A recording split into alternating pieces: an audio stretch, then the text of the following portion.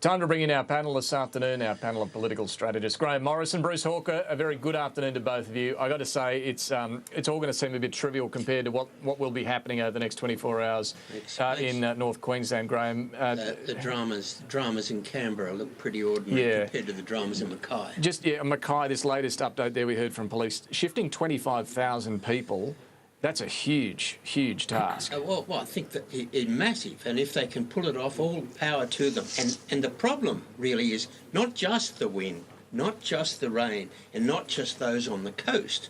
If it's going to hit with a king tide, so that means all those rivers and downstream are going to get wet. So, look, depending on where it hits land, this really could be terrible if it's if it really is near the built-up areas. And Bruce, I mean, you know these areas well too. A lot of agricultural impact there too. If we're talking about a tidal surge. Oh, huge, massive sugarcane farms all around that part of the world, and then going further west, you've got cattle and other big agricultural industry. I think it's has the potential to be very devastating, and you probably have to go back to Cyclone Tracy to get a cyclone which has the potential for such devastation in a major built-up area, and so that's what they're looking at. Well, let's just keep fingers crossed, and we'll keep you up to date, of course, with all that happens there. Now, we heard in Jen's piece there, company tax cuts, the battle on for the government to try and get through as much as it can.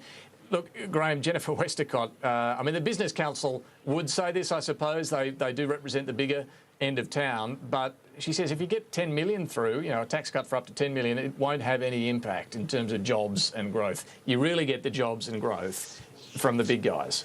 5 minutes to midnight, the Business Council finally goes to buy a candle. Where on earth have they been? This has been around since all through the election campaign.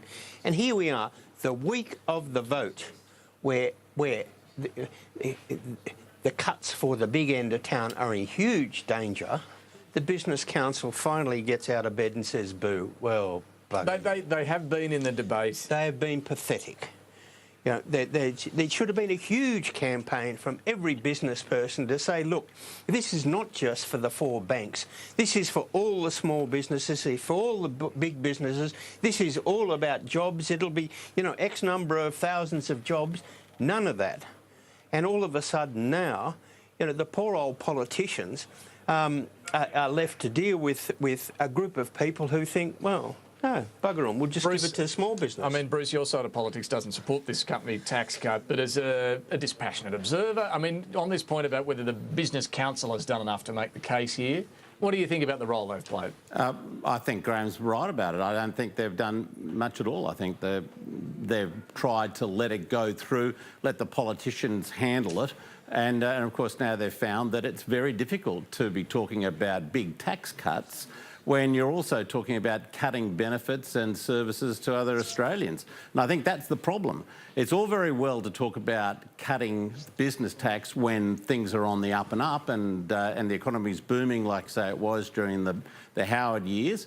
But it's a much more complicated process when you're saying to one part of the electorate, you've got to take a bath, we've got to cut back on spending, and we're going to give $50 billion over the next 10 years, much of it up front, to business because we think that's going to create jobs. The electorate doesn't buy it, and I think that's part of the problem. It should have been good for business, should have been good for jobs, should have been good for the economy, and here we are, it probably won't get up. Well, something will get through. Well, that's right. But the big end of town won't get it. The latest move from the PM on electricity prices, calling in the competition watchdog, the ACCC, to look at whether the retailers are profiteering. Grahame, is this going to make much of a difference? No, look, I think the PM is actually having an effect here, and I know from his meeting last week with the gas companies that a couple of the gas, and he said, go away and find a solution. I know a couple of the gas companies, certainly one in Queensland, has come up with a solution that they want to bounce off the Prime Minister. And I suspect that the Prime Minister getting the ACCC to have a look at the retail pricing of electricity is probably not a bad idea. There's an announcement effect of doing that, I suppose. It can have a shock value for the companies. Well, the companies will never like it, but it probably is about time. But it means that they are forced to say, well, look, are we doing as much as we can? Are we just taking too much profit? Where's this social licence thing for us to operate? Are our consumers going to start looking elsewhere at our competitors? And that's the job of the ACCC. Well, but Bruce, I mean, there's nothing illegal or wrong about making a profit. I suppose it's whether there's collusion or anything illegal going on that the ACCC has to uncover here to really make a difference. Yeah, exactly. I mean, they should be looking for any chicanery that's happening behind the scenes that's disadvantaging the public. And you know, they're not exactly monopoly providers, but you know, they're working in an environment where they've got a very, very strong product to sell, and people are going to continue to need it. Is this a failure of the privatisation process, which has happened over many, many years around the country with electricity, that the rules weren't strong enough to accompany this privatised market? Possibly. It came in a rush about 20 years ago, and of course then we had the NEM and other systems that were put in place to try to smooth out problems with it.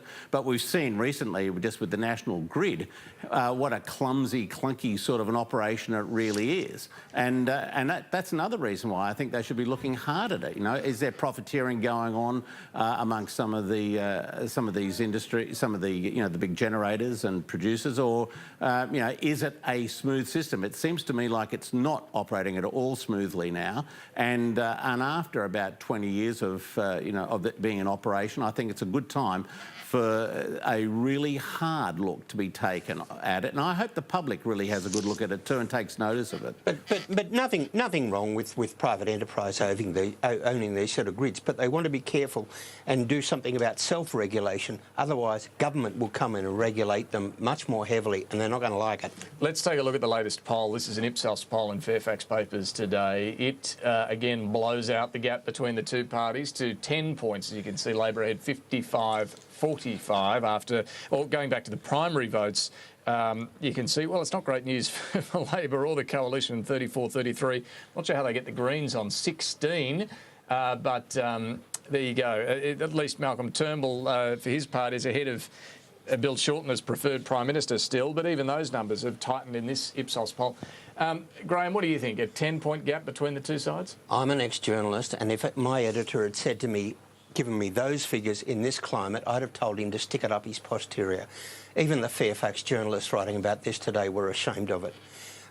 This poll has not been done since November. They've clearly forgotten how to poll. And think about this. Each election, the journalists say, we're not going to follow polls again because they're up and down and sometimes they're very wrong. Last week, we had a poll that showed the two parties very close. This one, miles apart.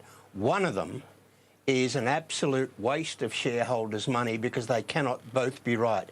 And I suspect it's this one, the Ipsos poll, which I thought was just lunacy. Anyone who's been around politics in the last couple of weeks knows that the government has improved, and they've had them blowing out and going down the drain. Stupid. They really ought to have a look at their sample. It's wrong.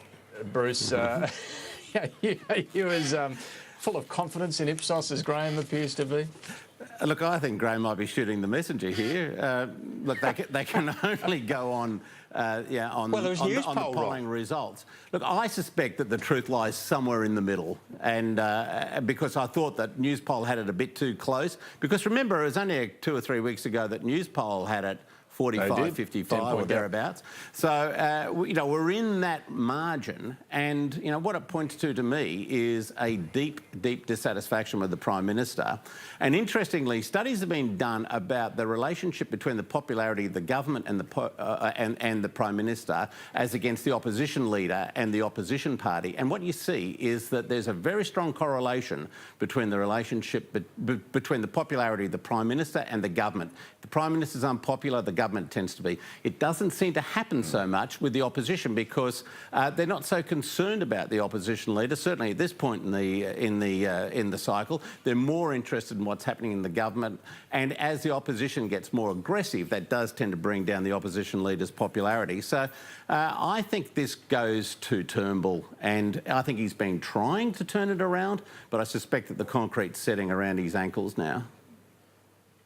We will see. I'm sure there'll be plenty more polls over the coming weeks that we can pick through. Bruce, Hawker, Grahame Morris, we've got to go. Thank you both very much for doing this afternoon. We'll see you next week. We're going to take a quick break and then back with the last word.